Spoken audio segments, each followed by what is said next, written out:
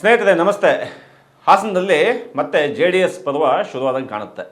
ಮೊನ್ನೆ ತಾನೇ ಮತ್ತೆ ಕೇಂದ್ರ ಸಚಿವರಾದಂಥ HD ಕುಮಾರಸ್ವಾಮಿ ಅವರು ಬಂದು ಪ್ರೆಸ್ ಮೀಟ್ ಮಾಡಿ 24ನೇ ತಾರೀಕು ಹಾಸನದಲ್ಲಿ JDS ಯಾವ ಸ್ಥಿತಿಲಿರುತ್ತೆ ನೀವೇ ಬಂದು ಕಣ್ಣಾರೆ ನೋಡಿ ಅಂಥೇಳಿ ಹೇಳೋಗಿದ್ದಾರೆ. ಕುಮಾರಸ್ವಾಮಿ ಅವರ ಧೈರ್ಯವನ್ನು ನಿಜಕ್ಕೂ ಕೂಡ ಮೆಚ್ಚಬೇಕಾಗುತ್ತೆ. ಕುಮಾರಸ್ವಾಮಿ ಅವರನ್ನ ಅಷ್ಟು ಸುಲಭಕ್ಕೆ ಯಾರೂ ಕೂಡ ತಗೊಳ್ಳೋಕ್ಕಾಗಲ್ಲ.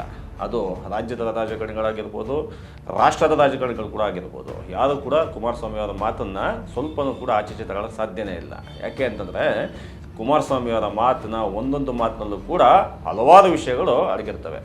ಮೊನ್ನೆ ಪ್ರೆಸ್ ಮೀಟ್ ಆದಾಗಲೂ ಕೂಡ ಅಂಥದ್ದೇ ಒಂದು ಸುಮಾರು 38-40 ನಿಮಿಷಗಳ ಕಾಲ ಪ್ರೆಸ್ ಮೀಟ್ ಮಾಡಿದ್ದಾರೆ. 3/4 ಗಂಟೆ ಪ್ರೆಸ್ ಮೀಟಲ್ಲಿ ಹಲವಾರು ವಿಷಯಗಳು ಪ್ರಸ್ತಾಪ ಮಾಡಿದ್ದಾರೆ. ರಾಷ್ಟ್ರದ ವಿಚಾರವಾಗಿ ಪ್ರಸ್ತಾಪ ಮಾಡಿದ್ದಾರೆ, ರಾಜ್ಯದ ರಾಜಕಾರಣದ ಕುರಿತಾಗಿ ಪ್ರಸ್ತಾಪ ಮಾಡಿದ್ದಾರೆ, ಹಾಗೆ ಇದೇ ಜಿಲ್ಲೆಯ ಕುರಿತಾಗಿ ಕೂಡ ಪ್ರಸ್ತಾಪ ಮಾಡಿದ್ದಾರೆ. ಏನು ಹೇಳಿದ್ದಾರೆ ಹಾಸನ ಕುರಿತಾಗಿ? ಮುಖ್ಯವಾಗಿ ಹಾಸನ ಕುರಿತಾಗಿ ಪತ್ರಕರ್ತರ ಪ್ರಶ್ನೆಗೆ ಉತ್ತರಿಸ್ತಾ ಇಲ್ಲಿಯ ಕೋಯಲೇಷನ್ ಏನಾಗುತ್ತೆ, ಇಲ್ಲಿ JDS ಮತ್ತು BJP ಒಟ್ಟೊಟ್ಟಿಗೆ ಹೋಗೋದು ಸಾಧ್ಯವಾ ಅನ್ನೋ ಪ್ರಶ್ನೆಗೆ ಕುಮಾರಸ್ವಾಮಿ ಅವರು ಭಾಳ ವ್ಯಂಗ್ಯವಾಗಿ ಭಾಳ ಚೂಪಾದ ದನಿಯಲ್ಲಿ ಮಾತಾಡಿದ್ದಾರೆ. ಯಾವ ರೀತಿ ಅಂತಂದರೆ ಇಲ್ಲಿ BJP ಪಕ್ಷಕ್ಕಿಂತ ದೊಡ್ಡ ವ್ಯಕ್ತಿ ಹಾಸನದ ಕಾರಣಕ್ಕೋಸ್ಕರ ನಾವು ಅವ್ರ ಬಗ್ಗೆ ಮಾತಾಡಲ್ಲ ಅಂತ ಪರೋಕ್ಷವಾಗಿ ಪ್ರೀತಮ್ಗೌಡರ ಬಗ್ಗೆ ಮಾತಾಡಿದ್ದಾರೆ. ಈ ಮುಖಾಂತರ ಮತ್ತೊಮ್ಮೆ ರಾಜಕೀಯ ಸಂಘರ್ಷಕ್ಕೆ ಕಾರಣ ಆಗ್ತಕ್ಕಂಥ ಎಲ್ಲ ಸೂಚನೆಗಳು ಕೂಡ 24ನೇ ತಾರೀಕು ಕಾಣಿಸೋದಕ್ಕೆ ಗೊತ್ತಾಗುತ್ತೆ. ಇದ್ರ ಮುಖಾಂತರ ಮತ್ತು ಹಾಸನದ ಕಾರ್ಯಕರ್ತರಲ್ಲಿ ಅಂದರೆ JDS ಕಾರ್ಯಕರ್ತರು ಮತ್ತು BJP ಕಾರ್ಯಕರ್ತರು ಇವೆಲ್ಲರೂ ಕೂಡ NDA ಅಲಯನ್ಸ್ ಅಡಿಯಲ್ಲಿ ಈಗ ಕೆಲಸ ಮಾಡಬೇಕಾಗಿರ್ತಕ್ಕಂಥದ್ದು ಒಂದು ರೀತಿ ಲಾಭದಾಯಕ, ಮತ್ತೊಂದು ಸಂಕಷ್ಟ. ಒಂದು ಅಧಿಕಾರ ಬೇಕು ಅಂತಂದರೆ ಒಟ್ಟಿಗೆ ಹೋಗಲೇಬೇಕು, ಇಲ್ಲ ಅಧಿಕಾರ ಬೇಡ ನಮ್ಮ ಸ್ವಯಂ ಪ್ರತಿಷ್ಠೆನೇ ಬೇಕು, ನಮ್ಮ ಆತ್ಮಗೌರವ ಬೇಕು, ನಾವು ಇದನ್ನೆಲ್ಲ ಕಾಪಾಡ್ಕೋಬೇಕು ಅನ್ನಂಗಿದ್ರೆ BJP ಪಡೆಗೆ ಹೋಗ್ಬೇಕು, JDS ಪಡೆಗೆ ಹೋಗ್ಬೇಕು. ಆದರೆ ಆ ರೀತಿಯ ವಾತಾವರಣ ನಿರ್ಮಾಣ ಆಗ್ತಾ ಇದೆಯಾ? ಇದಕ್ಕೆ ಉದಾಹರಣೆ ಅಂದಂಗೆ ಕಳೆದ ಸಾರಿ HD ದೇವೇಗೌಡರು ಬಂದಾಗ ಏನು ಹೇಳಿದ್ರು HD ದೇವೇಗೌಡರು? ನಿಮ್ಮ ಶಕ್ತಿಯನ್ನು ನೀವು ಪ್ರದರ್ಶನ ಮಾಡಿ, ನಮಗೆ ಒಟ್ಟಿಗೆ ಹೋಗೋದಕ್ಕೆ ಸಮಸ್ಯೆ ಆಗ್ತಾಯಿದೆ, BJP ಕಾರ್ಯಕರ್ತರ ಜೊತೆ ನಮಗೆ ಹೋಗೋದಕ್ಕೆ ಸಮಸ್ಯೆ ಆಗ್ತಾಯಿದೆ JDS ಕಾರ್ಯಕರ್ತರಿಗೆ ಅನ್ನುವ ಸಂದೇಶ ನೀವು ಕೊಟ್ಟಿದ್ದರಿಂದ ಅದನ್ನು ನಾವು ಗಂಭೀರವಾಗಿ ತಗೊಂಡಿದ್ದೀವಿ. ಹಾಗಾಗಿ ಈ ಬಾರಿಯ ಸ್ಥಳೀಯ ಸಂಸ್ಥೆಯ ಚುನಾವಣೆಗಳಿದಾವಲ್ಲ, ಈ ಗ್ರಾಮ ಪಂಚಾಯತಿ, ತಾಲೂಕ್ ಪಂಚಾಯತಿ, ಜಿಲ್ಲಾ ಪಂಚಾಯತಿ ಚುನಾವಣೆಗಳಿದಾವಲ್ಲ, ಆ ಚುನಾವಣೆಗಳಲ್ಲಿ JDS ಸ್ವತಂತ್ರವಾಗಿ ಸ್ಪರ್ಧೆ ಮಾಡುತ್ತೆ ಅಂತ ದೇವೇಗೌಡರು ಸ್ಪಷ್ಟವಾಗಿ ಹೇಳಿದರು. ಆದರೆ ಕುಮಾರಸ್ವಾಮಿ ಅವರು ಮೊನ್ನೆ ಮಾತಾಡ್ತಾ ಏನು ಹೇಳಿದ್ರು? ನಾವು NDA ಸರ್ಕಾರದ ಮೈತ್ರಿಕೂಟದ ಹಿನ್ನೆಲೆಯಲ್ಲಿ ನಾವು ಚುನಾವಣೆಗೆ ಹೋಗ್ತೀವಿ ಅಂತ. ಈ ರೀತಿಯ ದ್ವಂದ್ವದ ಹೇಳಿಕೆಗಳಿದಾವಲ್ಲ, ಈ ದ್ವಂದ್ವದ ಹೇಳಿಕೆಗಳ ಹಿಂದೆ ಕೂಡ ಒಂದು ರಾಜಕೀಯ ಸ್ಟ್ರಾಟಜಿ ಇದೆ. ಇದು ಕಾರ್ಯಕರ್ತರಿಗೆ ಗೊಂದಲ ಅಂತ ಅನ್ನಿಸ್ಬೋದು, ಅಥವಾ ಜನರಿಗೆ ಗೊಂದಲ ಅಂತ ಅನ್ನಿಸ್ಬೋದು. ಆದರೆ ಈ ರೀತಿಯ ಪ್ರಯೋಗಾತ್ಮಕವಾದ ಹೇಳಿಕೆಗಳಿದಾವಲ್ಲ, ಇವು ಈ ರೂಟ್ ಲೆವೆಲಲ್ಲಿ ತುಂಬ ಅದ್ಭುತವಾಗಿ ಕೆಲಸ ಮಾಡ್ತವೆ. ಒಂದು ಕಡೆ ತಮ್ಮ ಅಸ್ತಿತ್ವವನ್ನು ಉಳಿಸ್ಕೋಬೇಕು, ಇನ್ನೊಂದು ಕಡೆ NDA ಅಲಯನ್ಸ್ ಜೊತೆ ಕೂಡ ಹೋಗಬೇಕಾಗತ್ತೆ, BJP ಜೊತೆ ಹೋಗಲೇಬೇಕು. ಹಾಗೆ ಇನ್ನೊಂದು ಕಡೆ ಈ BJP ಇದೆಯಲ್ಲ, BJPಗೆ ಕರ್ನಾಟಕದ ಮಟ್ಟಿಗೆ BJPಗೆ JDSೇ ಮೂಲ ಅಸ್ತಿತ್ವ. JDS ಮತಗಳಿದಾವಲ್ಲ, JDS ಮತಗಳಿಂದನೇ ಭಾಳಷ್ಟು ಕ್ಷೇತ್ರಗಳಲ್ಲಿ BJP ಕಳೆದ ಬಾರಿ ಗೆಲುವು ಸಾಧಿಸಿದೆ. ಈ ಬಾರಿನೂ ಕೂಡ ಏನಾದರೂ BJP 2028ರ ಚುನಾವಣೆಗೆ BJP ಏನಾದರೂ ಅಧಿಕಾರಕ್ಕೆ ಬರಬೇಕು ಅನ್ನೋದೇ ಆದರೆ JDS ಅದರಲ್ಲಿ ಪ್ರಮುಖವಾದ ಪಾತ್ರವನ್ನು ನಿರ್ವಹಿಸುತ್ತೆ. ಅದನ್ನು BJPಯ ರಾಷ್ಟ್ರೀಯ ವರಿಷ್ಠರುಗಳು ಕೂಡ ಗಮನಕ್ಕೆ ಅದಕ್ಕೆ ತುಂಬ ಗಂಭೀರವಾಗಿ ತಗೊಂಡಿದ್ದಾರೆ. JDSನ ನಾವು ಭಾಳ ಗಂಭೀರವಾಗಿ ತಗೊಬೇಕು ಅಂತ. ಅದೇ ಸ್ಟ್ರಾಟಜಿ ಕೂಡ ಬಿಹಾರದಲ್ಲಿ ಕೂಡ ನಡೆದಿತ್ತು. ಬಿಹಾರದಲ್ಲೂ ಕೂಡ BJP ತುಂಬ ಅಗ್ರೆಸಿವ್ ಆಗಿ ಹೋಗಲಿಲ್ಲ. ಬಿಹಾರದಲ್ಲೂ ಕೂಡ ನಿತೀಶ್ ಕುಮಾರ್ ಹೇಳಿದ್ದನ್ನು ಮತ್ತು ಭಾಳ ಅಲ್ಲಿಯ ಲೋಕಲ್ ಯಾವ್ಯಾವ ಪಕ್ಷಗಳಿದ್ದು, ಪ್ರಾದೇಶಿಕ ಪಕ್ಷಗಳು ಇದ್ದಿದ್ದಲ್ಲ, ಆ ಪ್ರಾದೇಶಿಕ ಪಕ್ಷಗಳ ಮಾತನ್ನು ಗಂಭೀರವಾಗಿ ತಗೊಂಡು ಅವ್ರ ಜೊತೆ ನೆಗೋಸಿಯೇಷನ್ ಮಾಡ್ಕೊಂಡೆ ಬಿಹಾರದ ಚುನಾವಣೆನ ಕ್ಲೀನಾಗಿ ಸ್ವೀಪ್ ಮಾಡ್ಕೊಂಡು ಬಂತು NDA. ಅದೇ ಸ್ಟ್ರಾಟಜಿ ಕರ್ನಾಟಕದಲ್ಲೂ ಕೂಡ ವರ್ಕೌಟ್ ಆಗುತ್ತಾ?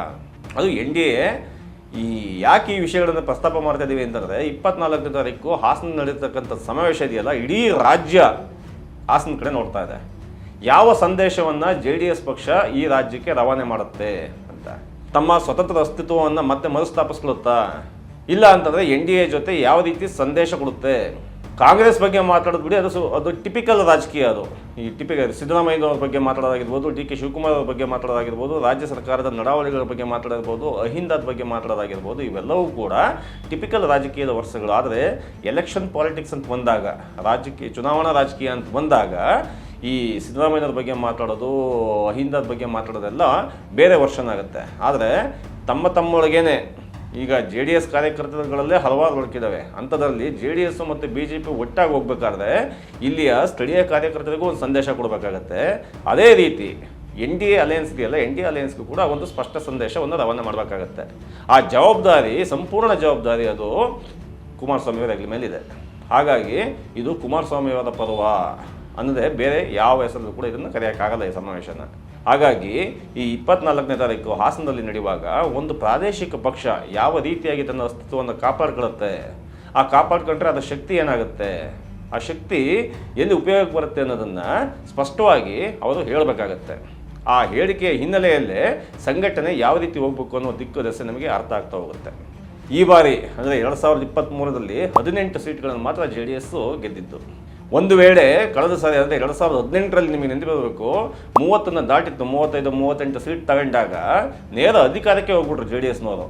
BJP ಅವ್ರ ಜೊತೆ ಸರ್ಕಾರ, ಕಾಂಗ್ರೆಸ್ ಅವ್ರ ಜೊತೆ ಸರ್ಕಾರ, ಇದರ ಸಮ್ಮಿಶ್ರ ಸರ್ಕಾರ ಮಾಡ್ಕೊಂಡು ಹೋಗ್ಬಿಡ್ತಾರೆ. JDSಗೆ ನಿಜಕ್ಕೂ ಕೂಡ 30ರಿಂದ 40 ಸೀಟ್ಗಳ ತನಕ ಏನಾದರೂ ಬರುವಂಥ ಸಾಧ್ಯತೆಗಳು ಬಂತು ಅಂದರೆ ಖಂಡಿತವಾಗಿಯೂ ಕೂಡ JDS ರಾಜ್ಯ ಸರ್ಕಾರವನ್ನು ರಚಿಸುವ ನಿಟ್ಟಿನಲ್ಲಿ ದಾಪಗಾಲಿಡೋದ್ರಲ್ಲಿ ಯಾವ ಆಶ್ಚರ್ಯ ಕೂಡ ಬೇಕಾಗಿಲ್ಲ. ಯಾಕೆಂತಂದರೆ ಎಲ್ಲ ಪಕ್ಷಗಳು ಕೂಡ ಈಗ ಬಹಳ ಬಹುಮತ ಪಡೆಯೋದಲ್ಲಿ ಭಾಳ ಈ ಸರಿ ಎಲೆಕ್ಷನ್ ಅಷ್ಟು ಸುಲಭದಿಲ್ಲ, 28 ಎಲೆಕ್ಷನ್. ಅದೇ ಕಾರಣಕ್ಕೋಸ್ಕರ ಇವರು ಈ ಸರಿ ಸಿಲ್ವರ್ ಜುಬ್ಲಿ, ಈ ಬೆಳ್ಳಿ ಹಬ್ಬ, 99ನೇ ಇಸ್ವಿಯಲ್ಲಿ ಸ್ಥಾಪನೆಯಾದಂಥ JDS ಪಕ್ಷಕ್ಕೆ 25 ವರ್ಷ ಆಗಾಗಲಿ 2-3 ವರ್ಷ ಆಗೋಯ್ತು. ಅದರ ನೆಪದಲ್ಲಿ ಇವಾಗ ಬಂದು ಸಂಘಟನೆ ಶುರು ಮಾಡಿದ್ದಾರೆ.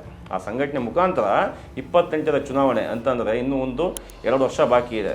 28ರ ಚುನಾವಣೆ ಹೊತ್ತಿಗೆ JDS ಹಾಸನದಲ್ಲಿ ಯಾವ ಸ್ಥಿತಿಯಲ್ಲಿರಬೇಕು, ಅದೇ ಮುಖಾಂತರ ಇಡೀ ರಾಜ್ಯದಲ್ಲಿ ಯಾವ ಸ್ಥಿತಿಯಲ್ಲಿರಬೇಕು ಅನ್ನೋದಕ್ಕೆ ಮೊದಲ ಸಮಾವೇಶ ಹಾಸನದಲ್ಲಿ ನಡೀತಾ ಇದೆ. ಆ ಮೊದಲ ಸಮಾವೇಶ ಯಾವ ಸಂದೇಶವನ್ನು ಕೊಡುತ್ತೆ, ಭಾಳ ಮುಖ್ಯವಾಗಿ ಹೈಲೈಟ್ ಆಗ್ತಕ್ಕಂಥದ್ದು ಇಬ್ಬರ ಮಾತುಗಳು. ಒಬ್ಬರು ಕುಮಾರಸ್ವಾಮಿ ಅವರು ಮಾತಾಡ್ತಕ್ಕಂಥದ್ದು ಇನ್ನೂ ಕಾಂಕ್ರಿಟೈಸ್ ಆಗಿ ಏನು ಮಾತಾಡ್ತಾರೆ ಅನ್ನೋದನ್ನು ನೋಡಬೇಕಾಗತ್ತೆ. ಎರಡನೆಯದಾಗಿ ಮುಖ್ಯವಾಗಿ ದೇವೇಗೌಡರು ಏನು ಮಾತಾಡ್ತಾರೆ, ದೇವೇಗೌಡರು ಯಾವ ರೀತಿ ಸೂಚನೆ ಕೊಡ್ತಾರೆ, ಹಾಸನದಲ್ಲಿರ್ತಕ್ಕಂಥ ವಿಧಾನಸಭಾ ಕ್ಷೇತ್ರಗಳಲ್ಲಿ ಯಾವ ರೀತಿ ಸಂಘಟನೆ ಮಾಡಬೇಕು, ಯಾರ ಶಕ್ತಿ ಎಷ್ಟಿದೆ ಅಂತೇಳಿ, ಯಾರಿಗೆ ಯಾವ ಜವಾಬ್ದಾರಿ ವಹಿಸ್ತಾರೆ, ಈ ನಿಟ್ಟಿನಲ್ಲಿ ಈ ಸಮಾವೇಶ ಇದೆಯಲ್ಲ ಅದು ಯಶಸ್ಸಾಗುತ್ತಾ. ದೇವೇಗೌಡರು ರೇವಣ್ಣವ್ರಿಗೆ ಸೂಚನೆ ಕೊಟ್ಟಿದ್ದಲ್ಲ 2 ಲಕ್ಷ ಜನ ಸೇರಿಸಬೇಕು ರೇವಣ್ಣ ಅಂತೇಳಿ, ಆ ಮಾತನ್ನು ರೇವಣ್ಣವರು ಗಂಭೀರವಾಗಿ ತಗೊಂಡು ಕೆಲಸ ಮಾಡ್ತಾರಾ, ಇವೆಲ್ಲವೂ ಕೂಡ ಸಮಾವೇಶದಲ್ಲಿ ಗೊತ್ತಾಗುತ್ತೆ. ಆ ಸಮಾವೇಶದ ನಂತರ ಮತ್ತೆ ಅದರ ಅಪ್ಡೇಟ್ಸ್ ಕೊಡ್ತೀವಿ. ಧನ್ಯವಾದಗಳು.